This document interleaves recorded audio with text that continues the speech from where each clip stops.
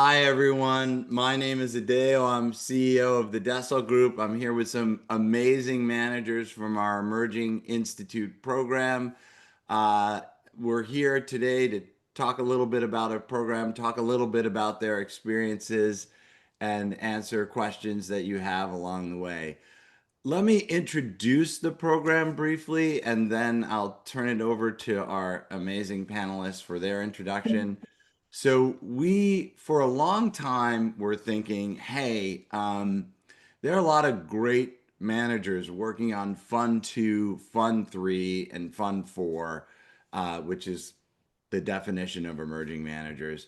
And there really isn't very good programs on the market today to help them with institutional investors. There's some accelerators in the world that claim to do lots of stuff, and they do add some value, but for the most part, they've been very expensive and cost lots of money, and they don't quite deliver on their promise. So we said, all right, let's see if we can do something better.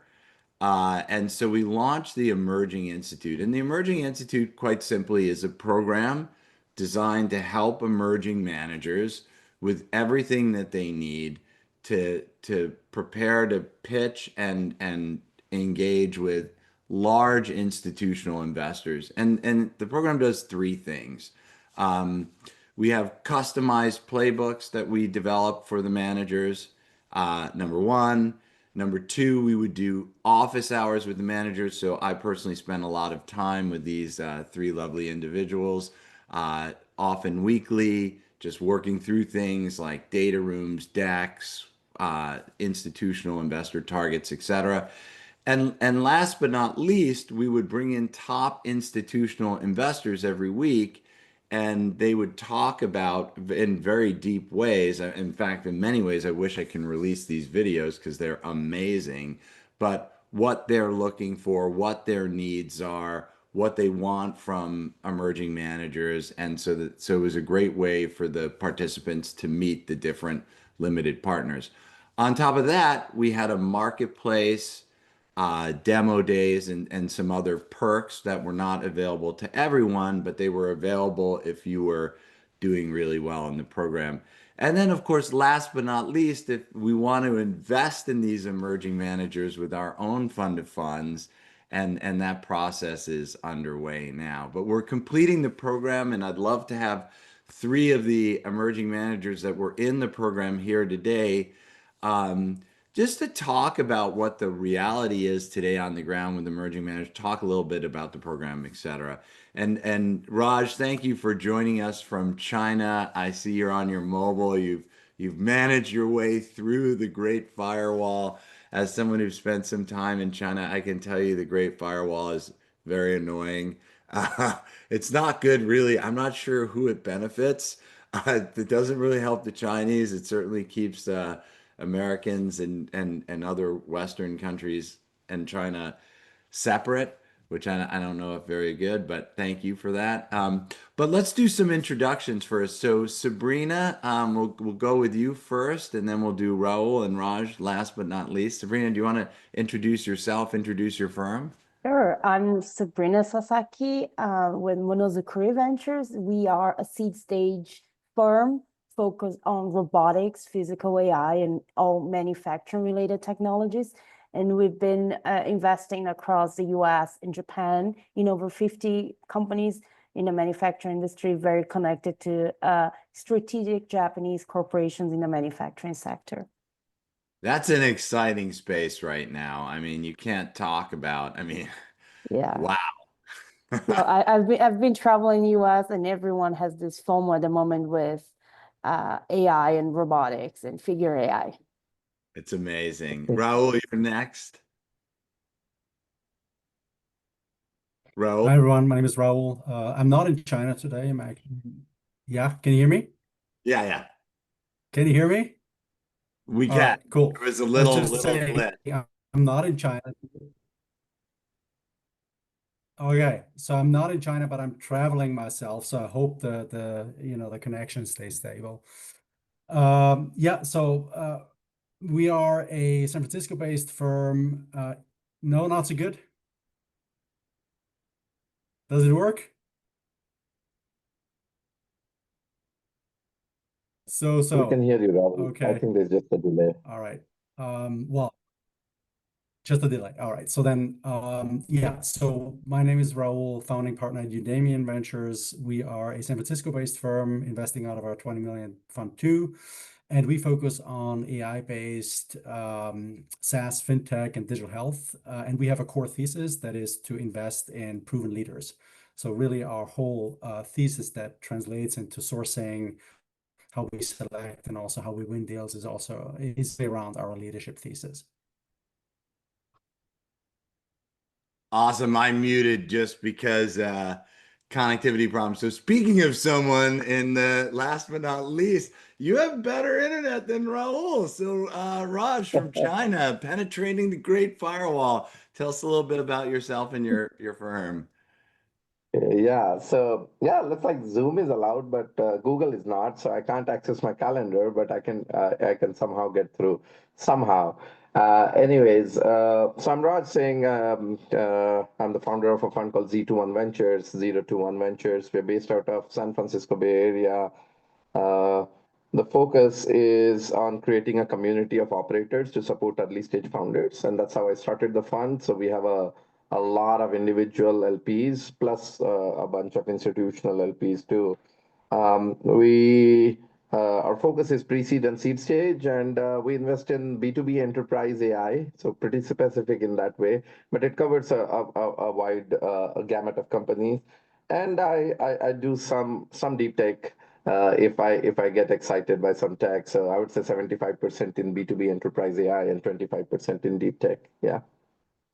That's awesome. All you guys are working on exciting areas.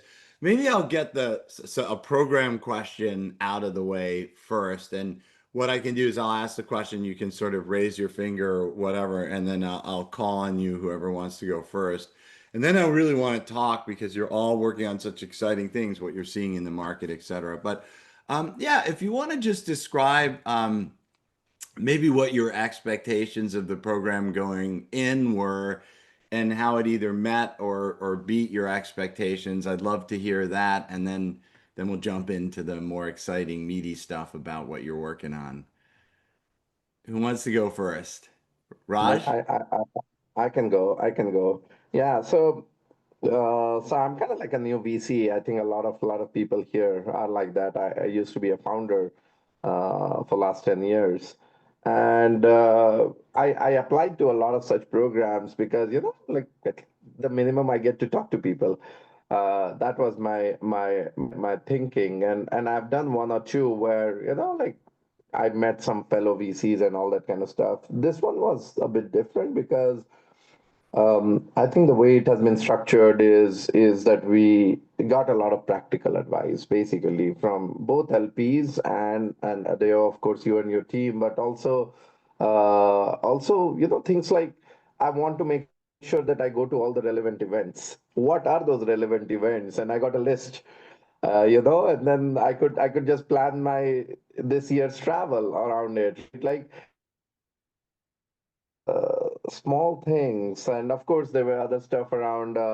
I was facing issues on certain types of closing, and I could talk to a few people. So I just felt it was practically pretty useful with very less amount of effort. So yeah, that's my takeaway. I got a few answers, which is more than what I initially thought I would get when I started.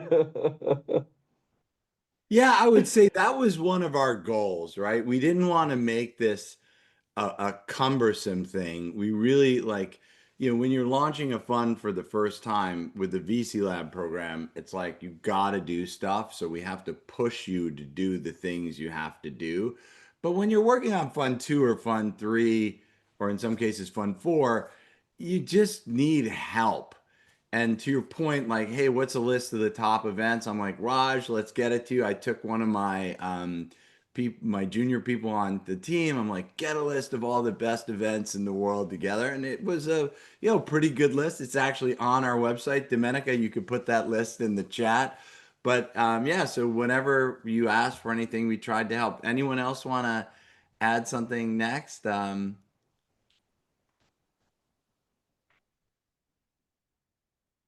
Go if I'm you happy want to to say add something, something Rob. there, Adeo. I would say for us, the biggest, yeah. So I would say for us, the biggest thing was to get a better understanding of what we don't know. Because for us, really, the big question was, what are our real blind spots and things we don't know? Because we've been, I would say, fairly successful in raising with high net worth individuals and family offices, but we knew we are not there yet to raise at scale with institutions, and we didn't know what we don't know. Right. And I think that was really the ingoing assumption that we would learn that. And I think the program in that sense has been absolutely amazing because we got the brutal, honest feedback from Adeo and team, which was extremely valuable. And we were just, learning very specifically what to work on. And we put in the hard work, I think, to essentially institutionalize as an organization. And I can say, the fact that we could do it in such a short time frame at that quality level is just big kudos to you and team Adeo for that amazing program. So it was great for us for sure. Well, I miss our weekly meetings because the programs ended, but they were some of my favorite because again, I talk with a lot of new managers and you get a lot of basic questions, right? Like what's a capital call or the like. When you talk with more advanced managers, you get to go into a lot more depth about very nuanced things, how to present numbers, how to build a really articulate data room, things like that. Sabrina, last but not least. Yes, well, I think, of course, our approach to fundraising as we already deploy capital from two funds has to change. Um, exactly in the space where we are, we have different type of target LPs now, and how to really pitch ourselves, how to really make sure we stand out in our segment and show what we've done. Because Nob and I, we are only two in US. We've been doing so many amazing events. We have an entire platform, Get in the Community. But for us, that was just part of our job. But actually, this is really standing out for certain LPs and communities where we are approaching. So I think it's more how to pack it together and stand out in a very crowded market. It definitely is a crowded market. I'd love to hear one last question about the program before we turn it over. Like something interesting that you learned or some insight that you gained. For me, that session with Nate from the Wisconsin Pension Fund, I know how LPs work because I've talked with a lot of them and I've managed to piece together this vision of how institutional LPs think and work. And then Nate, literally in an hour, took maybe years of accumulated knowledge of like Tetris puzzle pieces and laid it out. I was like, wow. Like if someone explained this to me, I could have saved years of learning on how these institutional LPs think. It was like one hour talk and it was the greatest download. So any like things that you learned that you want to share that was like particularly insightful?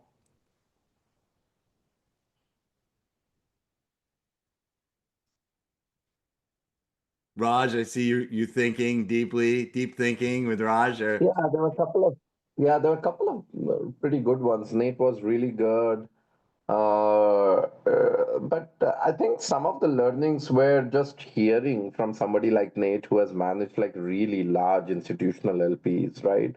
Because at this stage, when I would probably not even raise from them because I know I'm raising a $40 million fund, and I've talked to a few large ones so because I had previous contacts, but I know that they will not invest, right? So just talking to them, but I know that I want to talk to them in my next fund.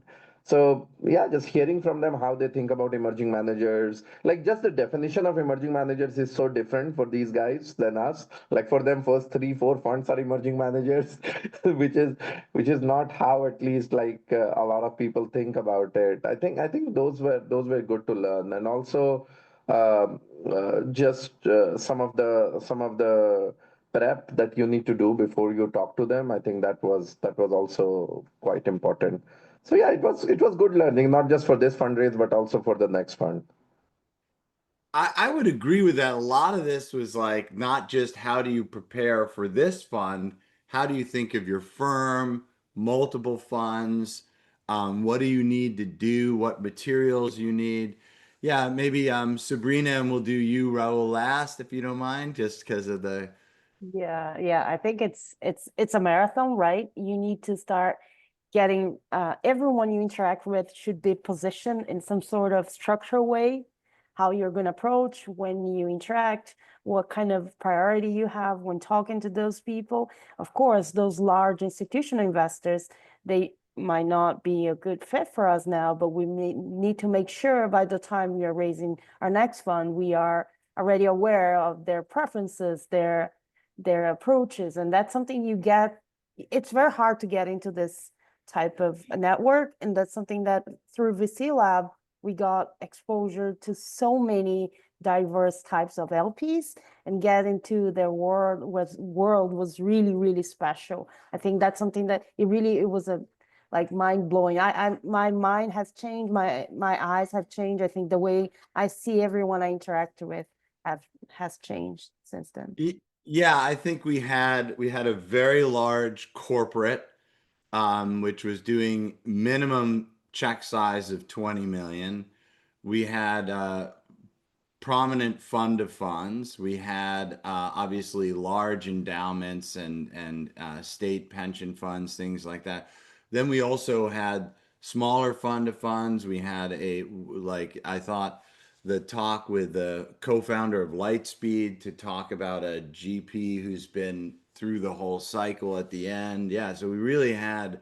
So we got very lucky with the talent of speakers, and they were very honest, which doesn't happen very often. So yeah, Raul, do you want to go next with any learnings you had? I mean, we spent a lot of time together. We did, and I would say, one of there were many great learnings, but one of the big learnings for us was really around deck. And I would say we had a pre-emerging institute deck and a post-emerging institute deck. And obviously, you, Adeo, gave some amazing feedback that really helped us improve. But we actually took the opportunity to engage with one of the LPs you had on the program offline as well, and had a call with him. And he asked me, like, what type of feedback do you want? Do you want the nice one or the asshole one? And I said, I'm definitely going for the asshole one because we want like the honest and brutal truth. And he said, hey guys, you have some really great stuff in there, and we love what you're doing, but what I'm not seeing is a very concise message of like where's the spike in the team that connects to the thesis. And we knew we had it, right? But we weren't. And I think the ability now to be able to do that really changed conversations pretty dramatically, actually. Just this you would think tiny type of feedback really made a huge difference for us. And there's 10 others, but just, this one stood out to me. Yeah, thank you guys. And what I'll tell you some things we're doing for the next round, and we have a bunch of the people on the next cohort on this webinar, sort of to hear a little bit about your experiences. So we're going to do AMAs regularly with the group, because when you only get together with a big LP there, you don't want to cross-talk with people in the program. So we're introducing AMAs. And I'm going to have more of a optional curriculum because almost everybody needed work on the deck. Almost everybody needed work on the data room. And so it's like, well, we just might as well make a curriculum out of it rather than just sending these one-off custom things. We can now, interestingly enough, one of the goals I want to do is sort of tell your story with data, which sort of goes to what you were just saying, Raul, which is how do you capture the magic of the team and translate that into a deck and translate that into data? How do you capture the magic of your portfolio and translate that into a deck and translate that into the data room? so that someone who may not have the luxury of spending as much time as I did with you guys can really feel how special you are. And I can tell you, these three managers are exceptional, right? I think of them not only as friends, but really phenomenal managers with really interesting things.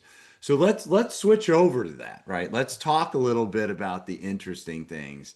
So I'd love like I'll ask a simple question, like, are you bullish right now, in the middle, or a little negative on the market? And not only just answer that, but tell me why. Like, yeah, I'm really bullish because X, or I'm neutral because Y, right? And you can raise your hand with whoever wants to go first, but I'd love to hear your just general market sentiments right now.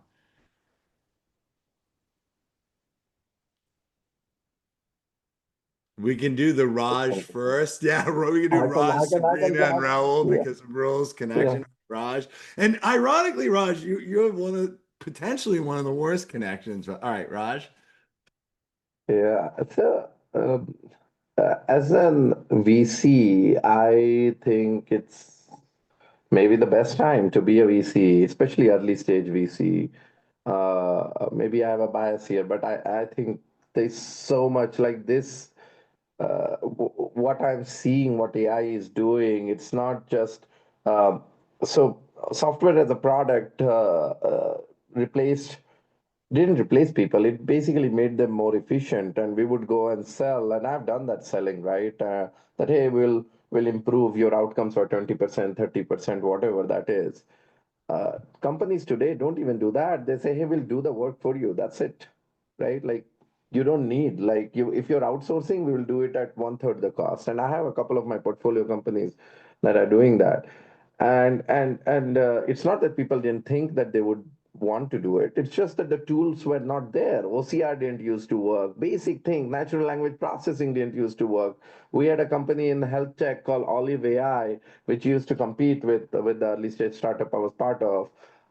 They raised $960 million and went bankrupt. They used to do something called RPA, robotic process automation, for certain healthcare workflows. And it's not that people didn't want it. It's just that RPA didn't work. It was a very brittle thing. And today, like I'm seeing like AI enabled Gen AI RPAs like are doing like they're making calls, they're filling up forms. So I'm extremely bullish. I'm seeing that in my portfolio. Like I know fundraising from a fundraising perspective, it's been a little bit tough, just to be very frank, because of all the uncertainty that has been in the market for last like a year or so. And before that, there was this huge high that people went down on. They were just, like they had made their bets in 2022 at the peak. So it's been a little bit tough as a GP to raise capital, but as an investor, I don't think I'll find something better than this. So I'm extremely bullish. I'm going to everywhere, wherever I can, like to raise capital because I'm saying, hey, this is the time to do it. This is such a truism, Raj, and just for everyone here, it's well known in the industries that the best times to invest are often a harder time to raise capital, and worst times to invest are often the easiest time to raise capital. So it's because what happens is like, oh, everyone's making money because they're exiting deals that they did during the tough times to raise money. So it looks like a great time to invest because it's like, oh, my company just went public. Oh, my company just got bought by, Google. And so then all these LPs flood the market, but they're flooding the market at the harvest time, not at the investment time. So it's a well-known phenomenon, which is crazy. I mean, LPs should be like running in with cash on their, in backpacks to venture right now. And they're a little scared by trade wars, scared by wars, scared by many different things. All right, Sabrina, and then last but not least, Raul. Yeah, of course, we have to be aware of what's going on, macroeconomics, and also take a look at the fact that VC is cyclical. So it will be always an up and down. We came from a 2021 kind of wave where there was so much capital flood in the market. So now it's kind of like going back to the fundamentals.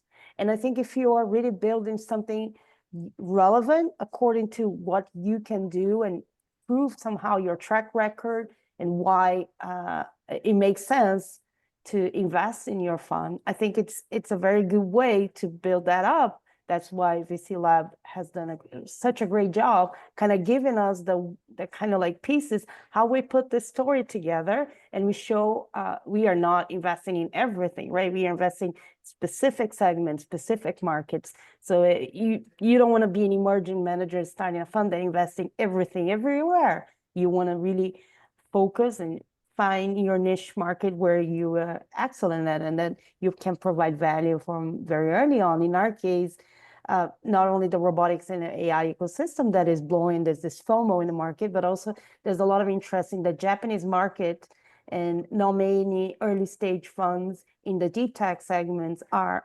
already investing in US or have been connected to American startups for so long. And now we see also like the Japanese market coming as a potential regional. So there are also regional differences and markets that are emerging. So I think it all depends on how you build that story.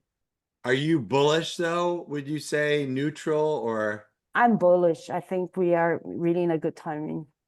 Well, I mean, you're in AI and robotics. If you weren't bullish, I'd be like, Yes, we are. Finally, what we are doing is not perceived as crazy, and no one asks why we are in New York City. hey, speaking of which, I bet just a few years ago, people did in fact think you were crazy, right? Yes, they did about 10 years ago when we started pitching this type of thesis. Raul, last but not least.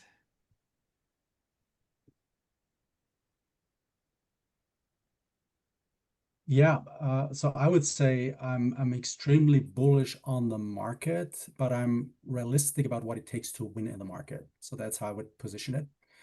And the reason why I'm bullish on the market is, one of the things that you mentioned today, obviously, bad cycles or tough cycles often produce, the biggest winners. So that's definitely, one important element there. Also, we had this IPO drought for 3 years, so has been really hard to raise.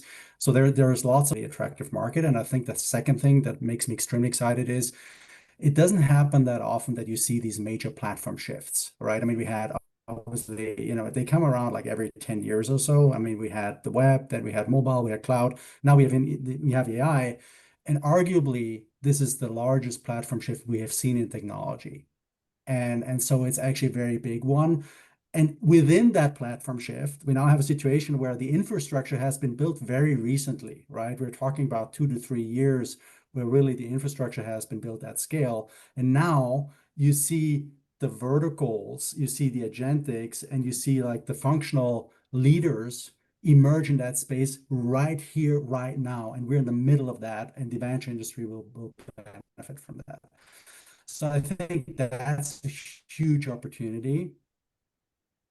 But I would contrast it with a development that you at AO and team are actually, proliferation of venture firms, and we should have, right? And we should have.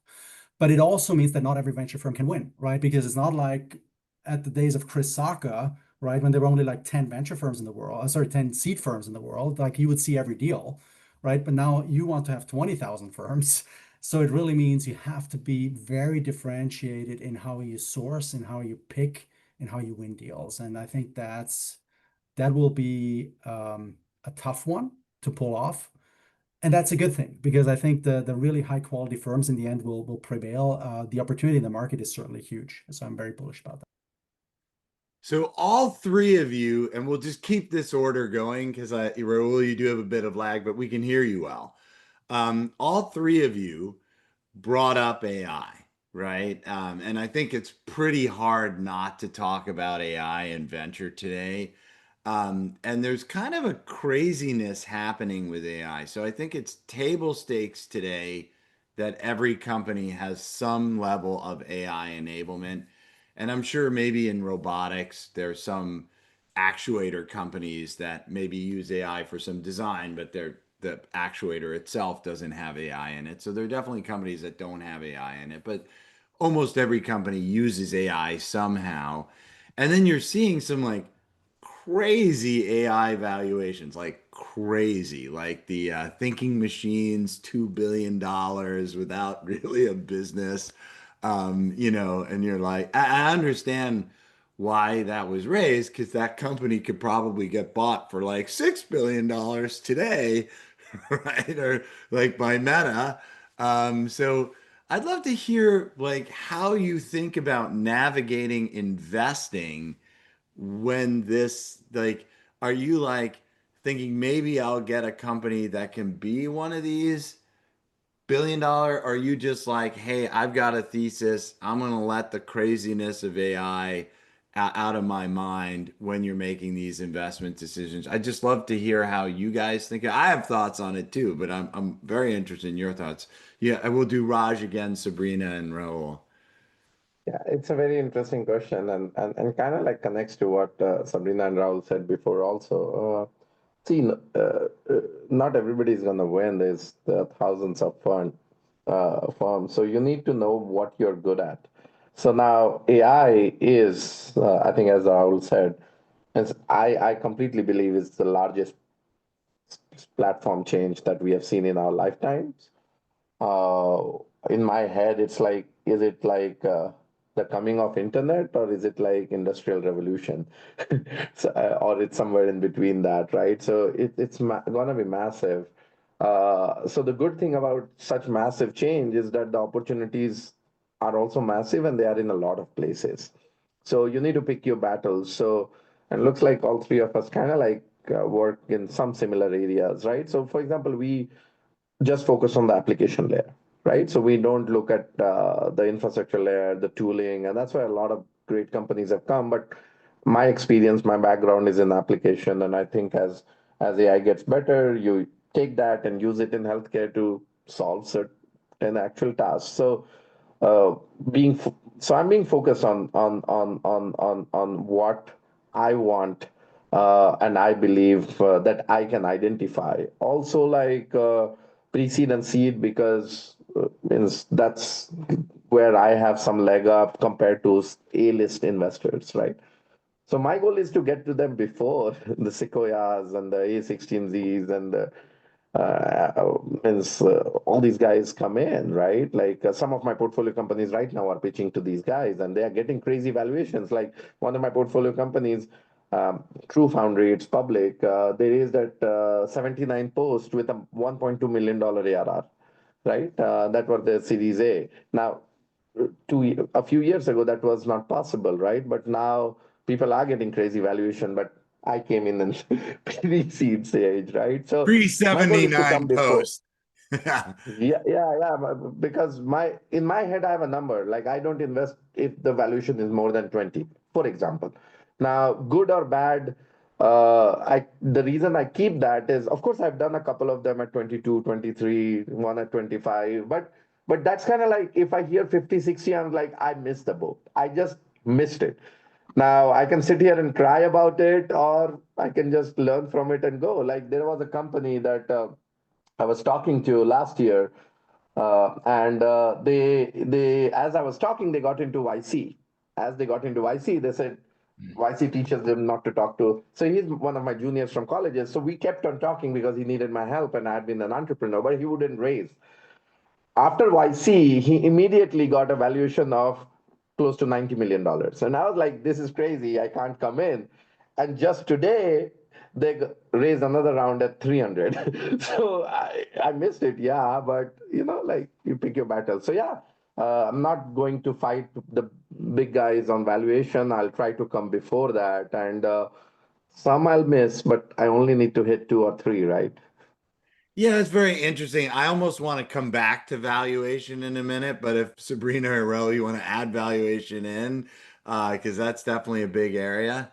Yeah, well, basically, in our focus in the deep tech manufacturing is in robotics, physical AI as enabling tech. So what will allow the next manufacturing revolution to happen? I think in the AI space, we already know that there's a lot of problems to be solved in terms of energy, heat management, and that comes from deep tech, from science-backed solutions, and it is also in the advanced materials. We invest in different types of companies that are already solving those problems.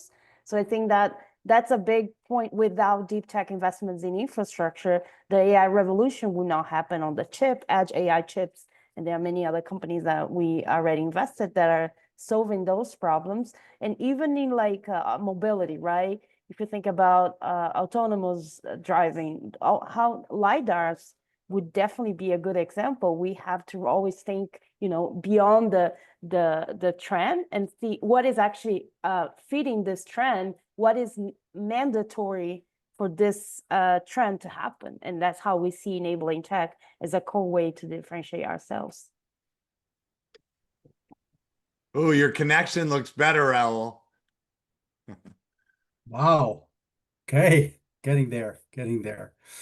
Yeah. I mean, to this question, I would say for us, we are very disciplined when it comes to ownership target. So for us, that automatically translates into a certain type of valuation.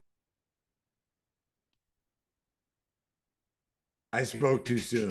And Yeah. what that also means is we cannot access every deal. Well, we're a very analytic driven firm, and like we ran an analysis actually and looked at the like 50 top outcomes per year over the last years. And we looked at how many of those companies could we have realistically accessed with our portfolio model and with our thesis. Now, the interesting thing is we found out half of those companies we could not have accessed, either because like they were like superstar founders who bootstrapped all through, or they jumped from 0 to billion valuation like Mira Murati, or their first round was already like Perplexity, I think raised at a 150 or 170 million val or something like this. Like they're just not, they wouldn't have been a fit. The flip side is 50% of those companies, which is like 25 unicorns, we could have accessed, right? And so then the question becomes, okay, so how do we actually maximize what we can access to get into some of those great opportunities at valuations that we can get comfortable with it with our portfolio model? So that's how we look at it. Did you use that logic from the Barry Eggers, or were you doing that before? Do you remember Barry Eggers' comment? Yeah. So we did that before. Like we did that already like a year ago. So we ran that analysis and we run it constantly because it always informs our channel strategy. But Barry said something very interesting that I wanted to that I actually found very, very good, because he said he made some stupid mistakes by being too valuation focused early. And so the way we think about that, historic benchmarks across certain sectors like SaaS, and you take it, let's say SaaS had a historic ARR multiple of about 10x or so over the last 10 years, right? On average, like it peaked at 35 in 2021, but on average was about 10. We don't think that we can realistically get into the best AI deals at a 10x ARR multiple. It's very unlikely, and we don't see it in the market. Does that mean that we wouldn't do the deal? No, we do the deal, right? So the multiple might be higher, but it still has to fit at least our portfolio model and ownership target. Like we wouldn't jump in at like 0 revenue and like $500 million val. That would not be our strategy. Yeah, Barry brought up a very interesting point. Barry Eggers is one of the co-founders of Lightspeed, and he said one of the ways that we evaluate ourselves is what percentage of the winning deals in a category do we see in our pipeline? And it's like if we see it and we pass on it, we have a process issue. If we see it, if we don't see it, then we have actually a pipeline issue that we're not actually doing the right things to see the best deals for our target market or the segments we're going after. I thought that was a really interesting way to evaluate venture capital. All right, now we have lots of questions in the Q&A. So for the questions, thank you guys for the questions. I'll just ask them, and if you don't mind raising your finger, we don't have to have everyone answer every question. So I'm going to do them by votes. So if you want do me a favor and vote up questions you see. This is an interesting one. and it's from Gregory. He's asking, with the potential loss of talent in America, where are you sourcing talent now? Are they heading to like places like Italy or Germany or somewhere else, or are you still finding great talent in America? Uh, just as an FYI, I have not seen a mass migration of talent, but if anyone wants to take that one, No, so I would see the opposite. Means maybe there's a lag to all the stuff that has been happening for last few months. But if you remove the last 3 months of craziness, I would say there's a much higher chance of a AI company succeeding just by being in the Bay Area. Like like you can look at the numbers. Can you find good companies all over the world? Absolutely. New York is a great place. There are great companies coming out of China, some out of India, Israel, London. But but there's so much more. So I'm not seeing that. I went the opposite way. I went to like in my looking at it, if one of the co-founders is in the Bay Area or if is planning to be in the Bay Area, that's a positive thing for me.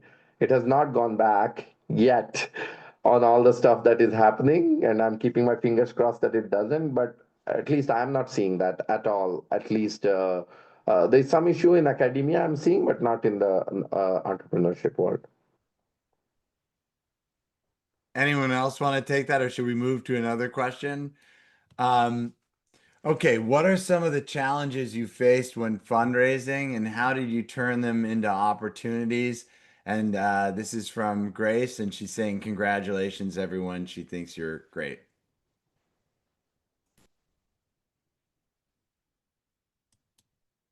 But it's not a challenge when fundraising, right? I think it's in our case, we realized we knew very little about this new type of target LPs we were trying to convert, and using the same type of story or things that worked before for previous funds would not work for the new fund, because we're in a different time and there's a different expectation. I think there's more expected from VCs like us, where the beginning was just showing new emerging tech and potential companies that are leading the future. Now, I think the questions are becoming more tough. I think due diligence is becoming longer. And I think we need to get prepared in different ways. We thought that Fund 1 was hard, but actually Fund 2 and 3 are way harder, especially if you have not achieved any substantial exit, which is the reality of most of funds that are in a similar stage than we are as emerging managers. So I've heard a lot of different people say different things. The traditional view is Fund 1 is very hard. Fund 2 is also very hard, but Fund 3 is the hardest of those because you don't quite have the DPI and home runs. You may have signal, but not actual results yet. You still need maybe till Fund 4 to get the results from even Fund 1. So Fund 3, you're kind of like, trust me, these companies are really great. They look great on paper. They've got some markups, but they're not no DPI. I promise it's gonna and it can make Fund 3 very challenging. Anyone else want to share some fundraising challenges they faced, Raj or Rahul, and how they overcame them? I can talk about a quick anecdote because at Fund 1 we had an anchor LP actually committed, and last minute, because like they had a collapse in their family business, he pulled out. It was really bad. It was like, oh my God. Like we've been really, building a lot around this anchor, and eventually it didn't happen. I would say how we overcame it is like a general lesson that I always took to heart over the years is have the conviction in yourself and in your team that you will make it no matter what. Because you just have to have the mindset that you will not fail, regardless of what happens, you will find a way. And if you have that attitude, then whatever obstacle is thrown at you, whatever obstacle comes before you, you will find a way to actually see it as an opportunity and find an alternative way. And our alternative way was actually to use that story even to rally our broader team and say, hey guys, like we had this anchor, like didn't work out. Like, let's just, really create a campaign here to backfill. And the ironic outcome was that we almost tripled the amount of what the anchor would have put in by just lots of other people that eventually came in, which we wouldn't even have gone to because we said, hey, if the anchor check comes, then we're done. But eventually it turned out to be a blessing. And I think it comes to, I think mindset is so important because it's really tough. And if you have a team that's holding you up and if you are actually motivating each other in that way, I think that can go such a long way in fundraising in particular. Yeah, I mean, what great advice. If you don't believe in yourself and have that kind of foolish confidence, no one else is going to believe in you and no one else is going to be confident you're going to do it. It's you and it's like you're running through walls all the time. I will say this, sorry to hog for a minute here. There's, many similarities between venture capital and entrepreneurship, and there are many differences. It's not like pitching a startup, pitching a fund, right? When you're pitching a startup, you've got a product, you got this, you got that, you got a team. When you're pitching a fund, you're a money manager. You're like, I'm going to take your money and invest it for you. And your product are the startups and your customer is the limited partner, right? And so and when you're a startup, it's just an investor. Your product and customer is something else. So it's a very different experience pitching. However, the similarity is what you just said, Raul, where like as an investor, you've got to have this I'm going to get it done attitude at any cost. Otherwise, you're going to run into a setback and you're going to get to your 10th or 20th no and give up. But it's that 21st no and I love the fact that you got a really big no and turn that around and actually raised a lot more money. There's so many great questions here, guys. So I'll get to some more. So I like this one from Kata. As emerging managers, one of the key challenges we face is the maturing tension between the long horizon of venture returns and the shorter term expectations of stakeholder or prospective LPs, especially compared to other financial instruments. How have you navigated this when raising your fund? Yeah, I mean, I, I'd love to hear the answer. I have some answers, but I'd love to hear your answers. Um, Raj, I Uh, see.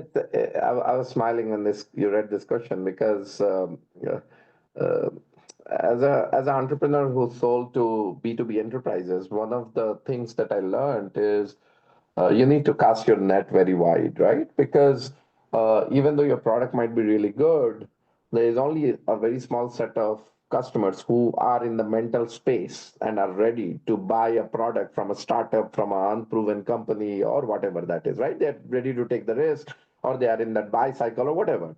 So if you talk to 100 people, maybe 5 are in that space, and maybe you will convert one of them.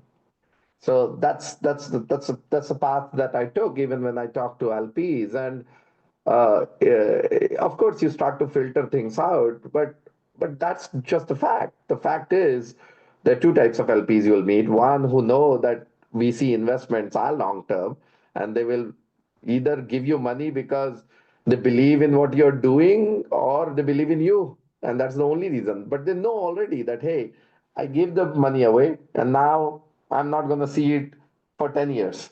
And I'm only giving away the money that I don't want to see for next 10 years, right? And there is another investor which I have met a lot, who are thinking of doing this, but you need to educate them. And I feel like as an early investor, early emerging manager, at least I have not been very successful with them. Keeping my fingers crossed, I might be able to do that. And that's why I'm going to Singapore this weekend. But the point is that also comes through personal relationship. That's it. So I just feel like if somebody is not in that mental space that, hey, VC, but I can also invest in public market and I'll get 15% return and it is liquid. Yes, that is it is liquid. You probably will get 10-12% return, but VC investment is a off cycle investment. If then the markets do bad, then VC investments tend to do better. There's so many other things that I can teach you, but if in your head it's always that, hey, it's illiquid, then they will not convert. So I would say I always go with cast a wide net. Maybe a few will fall through who are not in that mental space, but people have to be in that mental space before they will commit to you. We have a program called the LP Institute. So if you have LPs, Raj, or anyone that wants to know how the LP model works for real, and we talk about the timeliness on returns, happy to educate them for you. Because Raj, you're exactly right. You've never seen the education of LPs work out because it's difficult to sell and educate at the same time. So it's always Yes. easier to be like, hey, I'll do the selling, let someone else do the educating, right? And anyone else want to comment on this, or maybe Yeah, we'll have one I more think question? understanding each of the LP's individual motivations and interests in investing, of course, performance and returns are already the common goals for all of them, but they have their own ways and why they backed your fund. So I think building the relationship early on, as the environment adapts, you have to be transparent. You have to really treat it as like a customer. So I would say, try to have some customer success metrics. So have newsletters, being transparent, being honest. You don't need, there are some things that I think early investors, early GPs, probably most likely like early first-time founders try to do. They try to like hide the bad news. And that's not something that will work because the bad news will come later. So the early you deliver the bad news and you make sure you focus on building the relationship and the trust, I think it's easier to take those conversations in difficult times. We do have to end on time, so let's leave with a final thought from each of you because we have a lot of emerging managers on here. If you could just give them, hey, I've been through this. Here's some quick advice for you, or quick things to consider in your fundraise or your next activities, and we can do the Raj, Sabrina, Raul, even though Raul, your connection's a little better. So Raj, you want to go? Final thoughts? I think I will say the same thing that I think at some point Sabrina had also said. You gotta, or Raul had said, but it's the common theme. You gotta believe in yourself, right? You should be. This is not a job per se, right? You gotta, in some way, some form, believe that you really want to do this and you're good at it. And because you're asking people to give you their money that you are going to invest and maybe multiply it over next 10 years, it's a lot of responsibility. And the second thing would be that you need to make sure that you are mentally prepared to be in this for next 10-20 years, because returns are not going to come before that. In the meantime, you might raise a couple of other funds. It only extends. So I think just this belief is absolutely critical because, as I said, emerging managers will always be successful, but not every emerging manager will be successful. So you got to find your niche. You got to then figure all the things out. But the first thing is that you got to believe in yourself, that you want to do it and you're good at it. I think that's Sabrina? the bottom And line.